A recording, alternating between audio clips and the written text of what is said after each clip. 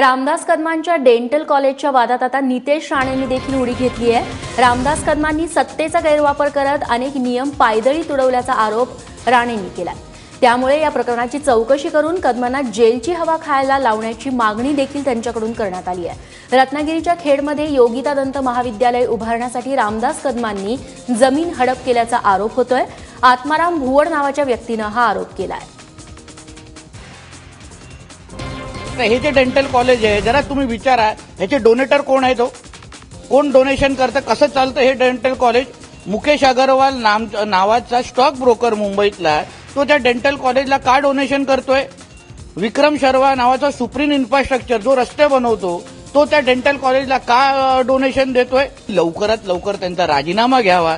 अगर ते झालं नाही तर आम्ही कोर्टाच्या मार्गाने किंवा कायदेशीर मार्गाने तरी ह्यांचं जे काही गैरव्यवहार ते उघड करू।